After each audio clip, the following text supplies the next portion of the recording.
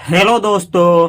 तो आज की वीडियो में आप लोग सीखने वाले हैं इज, आर, एम और एबल टू का प्रयोग कैसे किया जाता है, वाज वर और एबल टू का प्रयोग कैसे किया जाता है और शैल विल के साथ कैसे आप लोग बी एबल टू का प्रयोग करेंगे। तो यह वीडियो थोड़ी सी लंबी होगी, लेकिन शुरू से अंत तक देखें। आपको इस टॉपिक से रिलेटेड किसी और वीडियो को देखने की आवश्यकता नहीं होगी। तो चलिए शुरू से शुरू करते हैं। सबसे पहले जाना जाए कि ये आया कहां से है, तो ध्यान से देखना है। उसके बाद आप लोगों को मैं बतलाऊंगा कि इसका प्रयोग कैसे किया जाता है। Use of is able to, are able to, am able to, यानी आप लोग सीखने वाले हैं इज एबल टू का प्रयोग, आर एबल टू का प्रयोग और एम एबल टू का प्रयोग। और आप लोग सीखने वाले हैं वाज एबल टू का प्रयोग और वर एबल टू का प्रयोग। और आप लोग सीखने वाले हैं विल बी एबल टू का प्रयोग और यहीं पे आएगा शैल बी एबल टू का प्रयोग। तो सबसे पहले सीखा जाए कि ये इज, आर, एम और शैल बी, विल बी आया कहां से है। उसके बाद आप लोग सीखेंगे कि ये विल बी जो एबल टू होता है, ये एबल टू आया कहां से है, इसका हिंदी क्या होता है और सेंटेंस में कैसे प्रयोग किया जाता है। तो चलिए सबसे पहले सीखा जाए कि इज, आर, एम, वाज, वर ये होता क्या है। उसके बाद एबल टू सीखा जाएगा और उसके बाद इन सब का कॉम्बिनेशन। यहाँ पे ध्यान देना है। टू बी एक क्रिया होता है, वर्ब होता है, जो वर्ब का मेन फॉर्म होता है, जिसका हिंदी होता है होना। बी वर्ब का फर्स्ट फॉर्म होता है, फर्स्ट फॉर्म आर और am, are am. Be verb का सेकंड फॉर्म होता है, सेकंड फॉर्म वाज वर। और बी वर्ब का देख सकते हैं थर्ड फॉर्म होता है बीन। बी वर्ब का फोर्थ फॉर्म होता है बीइंग। बी वर्ब का 5 यानी फिफ्थ फॉर्म होता है इज। ध्यान से देखना है, ये इज, आर, एम यानी वर्ब का पहला और वर्ब का पांचवा, दुनिया का कोई भी वर्ब हो उसका पहला और पांचवा फॉर्म को प्रेजेंट इंडेफिनिट टेंस कहा जाता है। यानी प्रेजेंट टाइम को कभी भी बतलाना हो तो आप लोग वर्ब के पहला और पांचवा का यूज करेंगे। यानी इज, आर, एम इसका इस्तेमाल प्रेजेंट टाइम के लिए किया जाता है। तो प्रेजेंट टाइम में एबल टू का प्रयोग कैसे किया जाता है आप लोग सीखेंगे। यानी प्रेजेंट टाइम में आप लोग कब क्यों एबल टू लगाएंगे इस वीडियो में सीखेंगे। आगे देखिए, ये V2 है। दुनिया का कोई भी वर्ब हो उसके सेकंड फॉर्म को पास्ट टाइम बतलाने के लिए किया जाता है। पास्ट टाइम यानी बीता हुआ समय को जब भी कुछ बतलाना हो तो वर्ब का सेकंड फॉर्म का यूज किया जाएगा। जब पास्ट टाइम को बतलाना हो तो आप लोग वाज और वर का प्रयोग करेंगे। यानी आप लोग सीखेंगे वाज के साथ एबल टू और वर के साथ एबल टू पास्ट के चीजों को बतलाने के लिए। चलिए अब सीखा जाए कि एबल टू होता क्या है और उसका यूज कैसे किया जाता है। यहाँ पे नोट में मैं लिखा हूँ एबल। एबल का मतलब होता है, एबल एडजेक्टिव होता है। एडजेक्टिव यानी जैसे खुश, अच्छा, खुश के लिए हैप्पी, अच्छा के लिए गुड। इसी तरीके से ये एबल भी एडजेक्टिव होता है। जैसे बोला जाता है यू आर हैप्पी, आप खुश हो, ऐसे ही बोला जाएगा यू आर एबल, आप योग्य हो। एबल का हिंदी क्या होता है, योग्य या काबिल या लायक। यानी एबल का ये तीनों हिंदी होता है। लायक कहना हो तभी भी एबल बोलिए, काबिल कहना हो तभी भी एबल बोलिए और योग्य कहना हो तभी भी एबल बोलिए। यानी तीनों अर्थों में आप लोग एबल का प्रयोग आसानी से कहीं भी कर सकते हैं। ठीक है। ठीक इसका विपरीत एबल का विपरीत होता है अनएबल। इसमें जोड़िए UN तो बन जाता है अनेबल। अनेबल का हिंदी होता है अयोग्य या अकाबिल या अलायक। अलायक यानी नालायक, जो कमीना हो, जो अयोग्य हो, जो लायक ना हो, उसे अनेबल बोलेंगे। जैसे कहा जाता है यू आर हैप्पी, आप खुश हैं, वैसे ही बोला जाएगा यू आर एबल, आप योग्य है या आप काबिल है या आप लायक हैं। जैसे कहा जाता है आप खुश नहीं है, यू आर नॉट हैप्पी, तो यहाँ पे आप लोग जब कहेंगे कि आप योग्य नहीं है तो बोला जाएगा यू आर नॉट एबल कहिए, और नहीं तो यू आर अनेबल। नॉट नहीं लगाना है तो unable, you are unable. You are able का मतलब हुआ आप योग्य है, यू आर अनेबल का मतलब हुआ आप अयोग्य हैं। राम इज एबल, राम जो है योग्य है, राम इज अनेबल, राम अयोग्य है। इस तरीके से एबल और अनेबल का प्रयोग छोटे छोटे सेंटेंस बनाने के लिए कर सकते हैं, लेकिन डिटेल में और बड़ा बड़ा सेंटेंस कैसे बनाएंगे अंत तक देखें, आपको सिखाने जा रहे हैं। तो ये याद रखना है, ये दोनों शब्द एडजेक्टिव होता है, ठीक है, इसमें एस नहीं जोड़ा जाता है। यह नाउन प्रोनाउन की विशेषता बतलाने के लिए प्रयोग होता है। कैसे होता है अंत तक देखें, अच्छा से सीखा जाए। यहाँ पे एक और मीनिंग हम लिखे हैं worthy of, WORTHYOF। Worthy of का हिंदी होता है के लायक। जैसे जब कहना हो कि कोई आदमी किसी आदमी के लायक है तो वर्दी ऑफ का प्रयोग होगा, वर्दी ऑफ। वर्दी इसको पढ़ा जाता है वर्दी ऑफ। वर्दी ऑफ का मतलब होता है के लायक। जैसे कहा जाता है आप रानी के लायक हैं, या आप राम के लायक हैं, या मैं आपके लायक हूं, आप मेरी लायक हैं। इस तरीके से जब कहना हो तो इसका प्रयोग होता है वर्दी ऑफ, वर्दी ऑफ, ठीक है। कैसे होता है ध्यान से समझा जाए।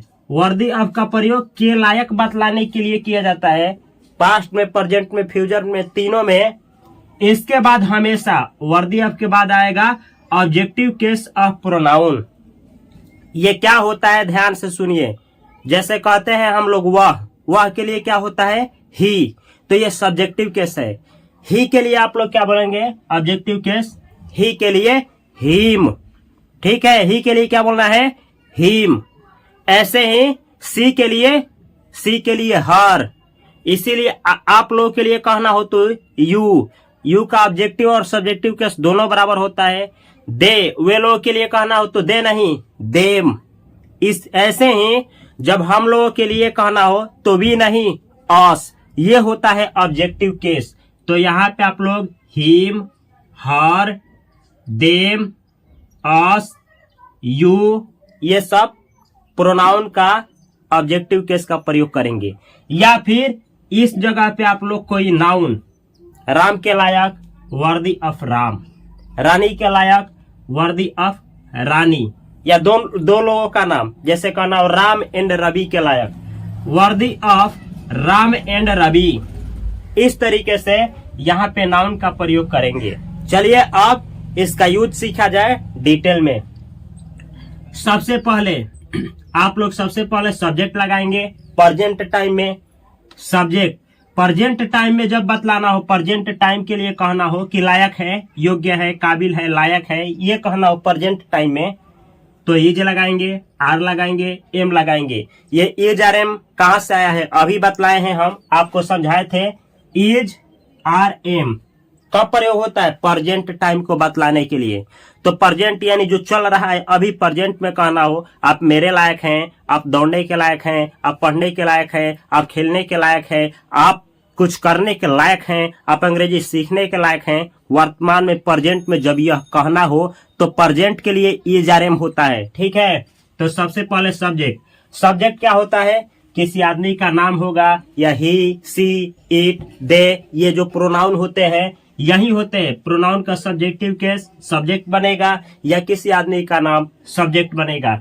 एक रहेगा तो उसके साथ इज लगाइएगा, एक से अधिक आदमी का बोध होगा तो आर लगाइएगा। अगर सब्जेक्ट आपका आई आए, जैसे मैं आपके लायक हूँ, मैं खेलने लायक हूँ, मैं, तो अगर यहाँ मैं आया तो आई के लिए एम लगाइएगा। और किस चीज के लायक है, योग्य है, काबिल है, ये बतलाना है तो एबल लगाइएगा। अगर कोई क्रिया के लायक है, क्रिया यानी खेलना, पढ़ना, जाना, नहाना, सोना, ये सब क्रिया बोला जाता है। तो कोई क्रिया करने के लायक है तो एबल के बाद टू लगाना है, और उसके बाद उस क्रिया का फर्स्ट फॉर्म जैसे जाने के लिए गो, खाने के लिए ईट, पढ़ाने के लिए टीच, देखने के लिए वॉच, इसका प्रयोग। लास्ट में कुछ ऑब्जेक्ट है तो उसको लिखा जाएगा। कैसे लिखा जाएगा ध्यान से समझिए। अर्थ क्या निकलेगा, के लायक हैं या के लायक हूं, के लायक हो, या ऐसे निकलेगा के काबिल हैं, के काबिल हूं, के काबिल हो, या ऐसे के योग्य है, के योग्य हूं, के योग्य हो। नहीं समझ में आया तो उदाहरण देखिए। जैसे मैं खेलने के लायक हूं, आप खेलने के लायक हो, वह दौड़ने के लायक है, या लायक छोड़िए काबिल पे आइए। आप पढ़ने के काबिल हैं, आप सोचने के काबिल हैं, मैं कुछ करने के काबिल हूं, या काबिल भी छोड़िए और लायक भी छोड़िए, योग्य पे आइए। आप पढ़ने योग्य हैं, आप दौड़ने योग्य हैं, आप सोचने योग्य हैं, आप अंग्रेजी सीखने योग्य हैं। काबिल, योग्य, लायक, इस तीनों को जब बतलाना हो तो एबल टू का प्रयोग करेंगे। प्रेजेंट टाइम में बतलाना हो तो उसके पहले इज और एम का इस्तेमाल करेंगे। कैसे, चलिए सीखा जाए। जैसे कहना हो राम पढ़ने के लायक है का मतलब क्या, बीता नहीं है, आने वाला नहीं है, चल रहा है, अभी की बात हो रही है। तो अभी की बात हो तो उसको बतलाने के लिए इज और एम लगता है। राम एक आदमी है तो क्या लगेगा, एम नहीं, एम आई के साथ केवल लगता है, केवल और केवल आई के साथ। क्या लगेगा, आर नहीं, आर लगता है एक से अधिक आदमी के लिए, तो राम तो एक ही है, इसके साथ लगेगा इज। तब हुआ राम का राम, इसके साथ इज। अब पढ़ने के लायक, तो लायक के लिए एबल, एबल। अब पढ़ना एक क्रिया होता है तो एबल के बाद टू लगाएंगे, टू। तब पढ़ने का अंग्रेजी, पढ़ना का रीड, पढ़ने का भी रीड, तो रीड ही होगा। तो अंग्रेजी हुआ Ram is able to read, Ram पढ़ने के लायक है। आप बोलिए राम सोचने के लायक है, Ram is able to think. अब राम के जगह पे धरती का कोई भी लड़का हो, एक हो, बोलिए उसका नाम इज एबल टू, और उसके बाद वह कौन सा क्रिया करने के लायक है उसका अंग्रेजी। जैसे राम सोचने के लायक है, Ram is able to think. Ram दौड़ने के लायक है, Ram is able to run. Ram बोलने के लायक है, Ram is able to speak. Ram Angrezi बोलने के लायक है, Ram is able to speak English. ठीक है, ऐसे आप लोग बहुत सारा सेंटेंस बनाएंगे। आगे देखिए, मैं अंग्रेजी बोलने के योग्य हूँ। अभी मैं बतलाया हूँ कि ये हूँ आया है, प्रेजेंट टाइम की बात हो रही है, तो आई के लिए क्या लगता है इसके साथ, एम। प्रेजेंट टाइम को बतलाने के लिए आई के साथ एम। तो देखिए मैं अंग्रेजी बोलने के लायक हूँ, आई के साथ लगा एम।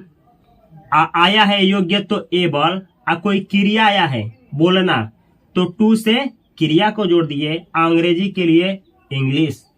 अंग्रेजी आपका हुआ I am able to speak English, I am able to speak English. मैं अंग्रेजी बोलने के लायक हूँ, मैं अंग्रेजी पढ़ाने के लायक हूँ, I am able to teach English. ऐसे अंग्रेजी बोला जाता है, बनाया जाता है। मैं पढ़ने के लायक हूँ, I am able to study, read भी बोल सकते हैं।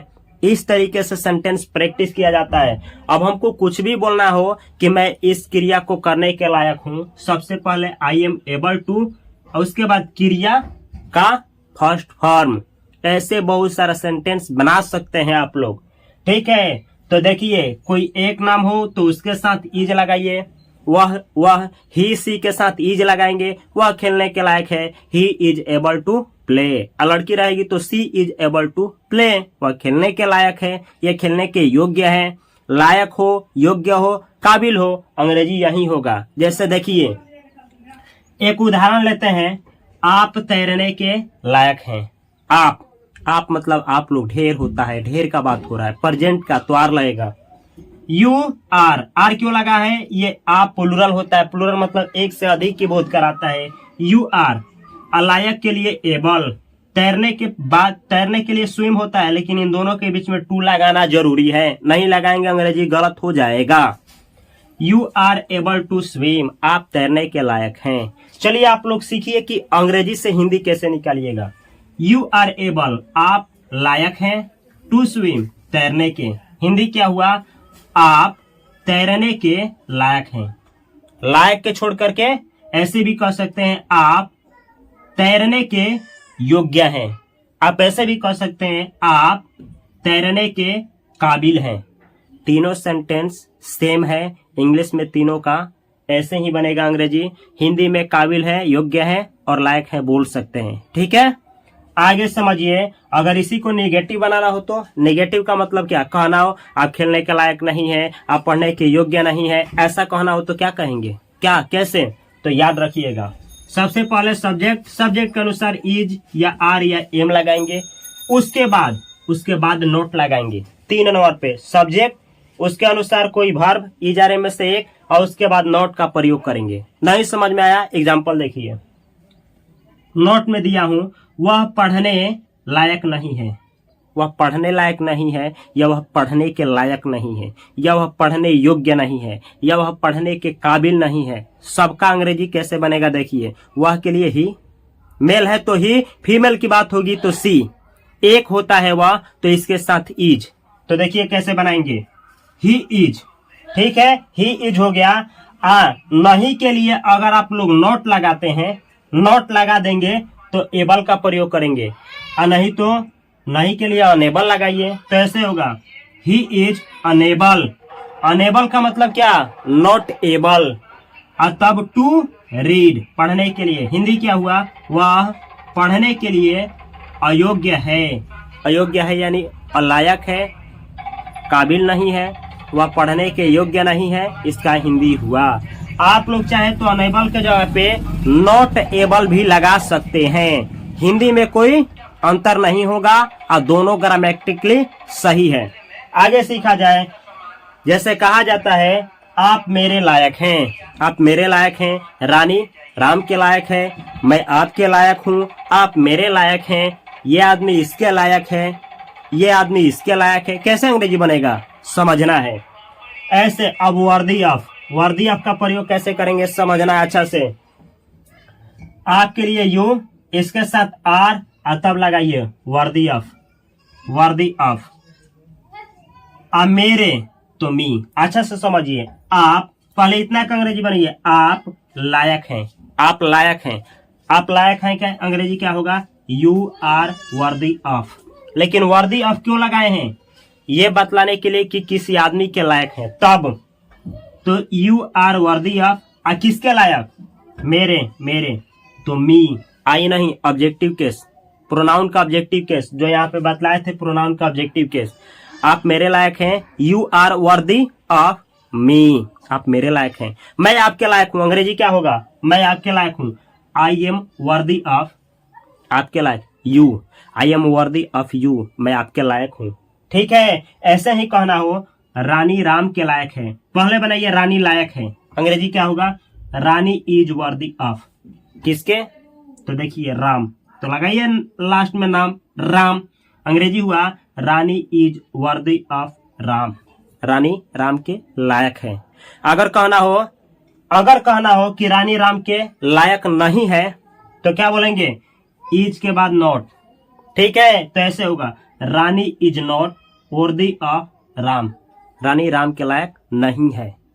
इस तरीके से एक सेंटेंस बनाइए, मैं आपके लायक हूं, I am worthy of you. आप मेरे लायक हैं, you are worthy of me. मैं रानी के लायक हूं, आई एम वर्दी ऑफ रानी। इस तरीके से आप लोग बहुत सारा सेंटेंस प्रैक्टिस करेंगे और बनाना सीखेंगे। चलिए और आगे सीखा जाए और बेहतर सीखा जाए। ठीक है, ध्यान से देखना है इस वीडियो को और ध्यान से सुनना है। यहाँ पे देखिए दूसरा लिखा गया है सब्जेक्ट। सबसे पहले सब्जेक्ट के बाद वाजवर का मतलब क्या, अब बीते हुए समय की बात होगा, पास्ट का बात होगा। इसके बाद एबल टू, वर्ब का फर्स्ट फॉर्म ऑब्जेक्ट।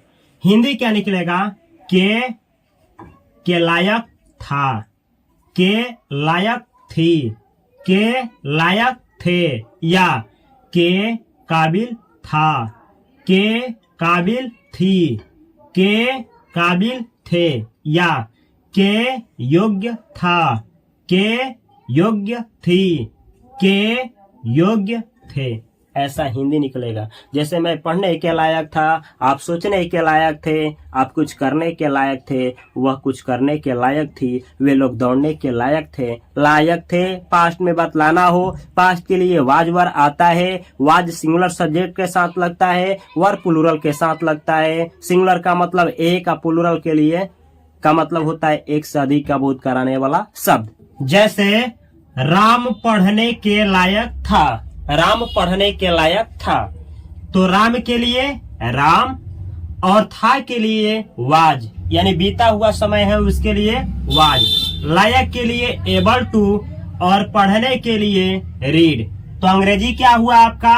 अंग्रेजी हुआ राम पढ़ने के योग्य था या लायक था या काबिल था।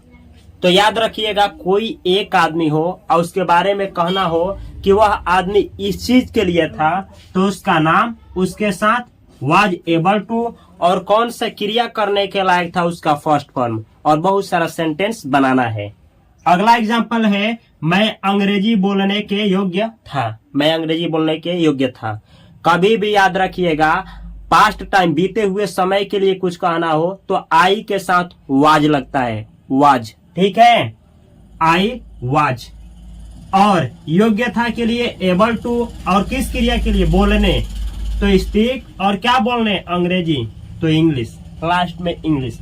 तो आपका हुआ I was able to speak English, I was able to speak English. मैं अंग्रेजी बोलने के लायक था, या मैं अंग्रेजी बोलने के काबिल था, या मैं अंग्रेजी बोलने के योग्य था, ऐसा हिंदी होगा। अगला एग्जांपल देखा जाए, आप खेलने के लायक थे। आप प्लूरल होता है, अब प्लूरल के लिए वाज वर में से क्या लगता है? वर। सिंगुलर के लिए वाज, तो ऐसे लगाएंगे। यू पास्ट के लिए है वर, और एबल टू किस क्रिया के करने के लायक? खेलने, खेलने के लिए प्ले, खेलने यानी खेलना, तो होता है प्ले। अंग्रेजी हुआ you were able to play. इसको पढ़ना सीखिए, इसको वर पढ़ा जाता है, वर, यू वर, ठीक है। You were able to play, आप खेलने के लायक थे, आप दौड़ने के लायक थे, you were able to run, आप सीखने के लायक थे, you were able to learn, आप अंग्रेजी सीखने के लायक थे, you were able to learn English, आप व्याकरण सीखने के लायक थे, you were able to learn grammar. इस तरीके से आप लोग बहुत सारा सेंटेंस प्रैक्टिस करेंगे। जब तक प्रैक्टिस नहीं करेंगे तब तक आपको अंग्रेजी नहीं आएगा। अगला एग्जांपल देखा जाए, जैसे आपको कहना हो कि नहीं था, जैसे मैं खेलने के लायक नहीं था, वह इसके लायक नहीं था, तो जब नहीं था कहना हो तो इसका प्रयोग कर सकते हैं अनएबल का या फिर नॉट एबल का। जैसे वह मेरे लायक नहीं, जैसे वह खेलने लायक नहीं था, वह खेलने लायक नहीं था, ही वाज। यहाँ पे अनेबल का प्रयोग करिए, नहीं तो नॉट एबल, पहले नॉट उसके बाद एबल। खेलने, खेलने के लिए एडजेक्टिव है तो एडजेक्टिव के बाद टू लगता है, टू तब प्ले। याद रखिए, धरती का कोई भी सेंटेंस हो, उसमें अगर सबसे पहले सब्जेक्ट हो, उसके बाद इजरम हो, और उसके बाद क्या हो, कोई भी एडजेक्टिव हो, एबल हो, हैप्पी हो, सैड हो, ऑनेस्ट हो, कुछ भी हो, कोई एडजेक्टिव हो, उसके बाद हमेशा और हमेशा टू लगता है। कोई भी एडजेक्टिव हो उसके बाद टू, और उसके बाद क्रिया है तो उसका पहला रूप, यह हमेशा के लिए सीखिए। जैसे मैं पढ़ता हूं तो खुश होता हूं, ऐसा कैसे बनाएंगे अंग्रेजी? कैसे बनाएंगे? बनाइए तो थोड़ा। I am happy to read, यानी मैं पढ़ने के लिए खुश हूं, या मैं जब पढ़ता हूं तो खुश होता हूं, ऐसा इसका हिंदी होगा। I am happy to read. To क्यों लगा है? हैप्पी एडजेक्टिव है, एडजेक्टिव के बाद टू, उसके बाद भी1 लगता है। अंग्रेजी सीखिए, बेहतर सीखिए, ठीक है। तो इसका वह खेलने के लायक नहीं था, he was unable to play, या he was not able to play, ठीक है। अगर ऐसा कहना हो तो वह मेरे लायक थी, यहाँ पे लिखा गया है। अगर आपको ऐसा कहना हो वह मेरे लायक थी, यानी कोई किसी के लायक था या थी पास्ट में, तो कैसे बनाएंगे? जैसे वह के लिए अगर फीमेल है तो सी, एक है वाज। तब लायक के लिए worthy of, WORTHY of, worthy of. यहाँ पे लाइटिंग आ रहा होगा, लेकिन ध्यान से देखना है क्या लिखा गया है, वर्दी ऑफ। यहाँ पे वर्दी ऑफ, किसके लायक, मेरे, तो आई नहीं, me, objective case. She was worthy of me, वह मेरे लायक थी। ऐसे ही कहना हो, वह आपके लायक थी, she was worthy of you. वह राम के लायक थी, she was worthy of Ram, वह राम के लायक थी। वह रवि के लायक थी, she was worthy of Ravi. यहाँ पे कोई नाम दीजिए या प्रोनाउन का ऑब्जेक्टिव केस दीजिए। जैसे आई के लिए मी, सी के लिए हर, ही के लिए हिम, दे के लिए देम, यू के लिए यू। ऐसे ही हम लोगों के लिए अस। जैसे वह हम लोगों के लायक थी, यानी वह हम लोगों के लायक थी या हम लोगों के योग्य थी या काबिल थी, she was worthy of us. ऐसे आप लोग बहुत सारा सेंटेंस प्रैक्टिस करेंगे और बनाएंगे। अगला एग्जांपल देखा जाए, सीखना क्या है, प्रेजेंट में कोई काबिल है, योग्य है, लायक है, कहना हो सब्जेक्ट इज आर एम तब एबल टू। ठीक है, सेम चीज। अगर नेगेटिव कहना हो तो नॉट इसके बाद, नहीं तो एबल टू के जगह पे अनएबल टू का प्रयोग करके बहुत सारा सेंटेंस बनाइए। ठीक है, कोई आदमी का बात हो कि किसी के लायक योग्य है तो किसका प्रयोग करेंगे, वर्दी ऑफ का। इज आर एम के बाद वर्दी ऑफ। ठीक है, ये प्रेजेंट के लिए। लेकिन सेम चीज अगर पास्ट के लिए कहना हो तो इज आर एम के जगह पे क्या लगेगा, was were. Singular subject was, plural subject were. जो क्रिया करना हो एबल टू से बनाइए। कोई आदमी को बतलाना हो कि यह इसके लायक या काबिल था तो एबल टू के जगह पे वर्दी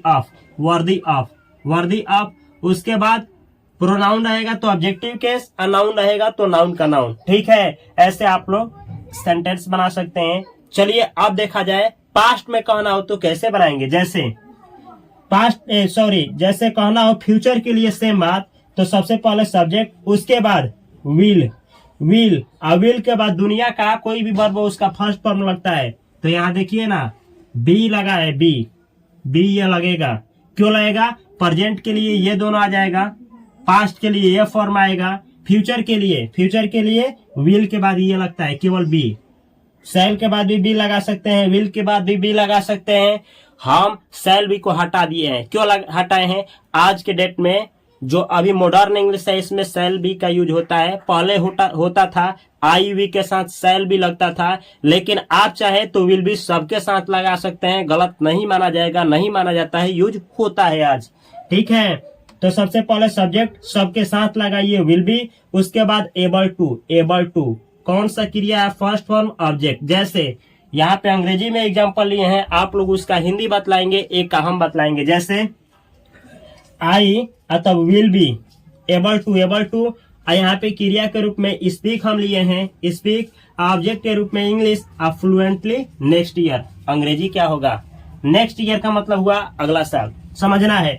आई will be able to speak English fluently next year. मैं अगले साल तक अंग्रेजी बोलने के लायक हो जाऊंगा, योग्य हो जाऊंगा, काबिल हो जाऊंगा, ऐसा हिंदी होगा। ठीक है, जैसे अगला एग्जांपल देखिए, she will be able to drive a car by the end of the year. She will be able to drive a car by the end of the year. इसका मतलब हुआ by the end of the year, साल के अंत तक she will be able to drive a car, वह एक car चलाने के लायक हो जाएगी या योग्य हो जाएगी। साल के अंत तक वह कार चला पाएगी या चलाने की योग्य हो पाएगी या काबिल हो जाएगी, ऐसा हिंदी होगा। ठीक है, सेम ऐसे ही आई विल। अच्छा, नेगेटिव बनाना हो तो कहाँ नोट लगाएंगे, यहाँ पे कहाँ पे नहीं, विल और बी के बाद इस दोनों के बीच में। क्यों लगाएंगे, आप लोग को पता है विल के बाद नॉट आता है, विल नॉट का कंस्ट्रक्शन वांट होता है, वांट, तो इसके बाद ही लगाएंगे नोट। अगर बी के बाद नोट लगाएंगे तो कंस्ट्रक्शन नहीं होगा, गलत हो जाएगा। तो याद रखना हो, शैल भी हो चाहे विल भी हो, अगर नोट लगाना हो तो बी और विल के बीच में लगाया जाता है नोट। जैसे I will not be able to join you for dinner tonight. इसका हिंदी हुआ डिनर टू नाइट। आज के डिनर जो है, आज की रात में जो डिनर होने वाली है, मैं उसको ज्वाइन नहीं कर पाऊंगा। हिंदी है कि आज की रात जो डिनर होने वाली है आप लोगों के साथ, शायद मैं वह ज्वाइन नहीं कर पाऊंगा या असमर्थ हूं ज्वाइन करने में। ठीक है, ऐसा इसका हिंदी होगा। तो एक चीज समझिए, योग्य, काबिल, लायक कहने के लिए एबल टू का प्रयोग होता है। क्रिया रहेगा तो टू से ज्वाइन कर देना है। प्रेजेंट में इजआरएम लगाना है, पास्ट में वाज वर लगाना है, फ्यूचर में सब के साथ विल भी लगाइए, एबल टू जोड़िए और सेंटेंस बनाइए। यह वीडियो आप लोगों को कैसा लगा? अगर आप लोग यूट्यूब पे इस वीडियो को देख रहे हैं तो चैनल का नाम है इंग्लिश बाय उपेंद्र सर। इस चैनल को सब्सक्राइब करिए और इस वीडियो को एक प्यारा सा लाइक करिए। और किस टॉपिक पे आपको वीडियो चाहिए कमेंट बॉक्स में अवश्य कमेंट करिए। अगर लगता है आपको कि इस वीडियो से आपकी भाइयों को, बहनों को या दोस्तों को हेल्प हो सकती है अंग्रेजी सीखने में, तो अवश्य अपना योगदान दे और इस वीडियो को अवश्य शेयर करें। अगर आप लोग इस वीडियो को इंस्टाग्राम पे देख रहे हैं तो माई इंग्लिश करके पेज है, उसको ज्वाइन करिए। फेसबुक पे देख रहे हैं तो माई इंग्लिश करके ही पेज है, उसको ज्वाइन करिए और आप डेली अंग्रेजी सीखिए। इस वीडियो से आप लोगों को कैसा लगा, फीलिंग क्या हुआ, क्या सीखने को मिला, इसके कमेंट बॉक्स में अवश्य कमेंट करें। मैं मिलता हूं अगले वीडियो में और बेहतर कंटेंट के साथ। तब तक के लिए आप सभी को बहुत सारा प्यार। Thanks for watching this video.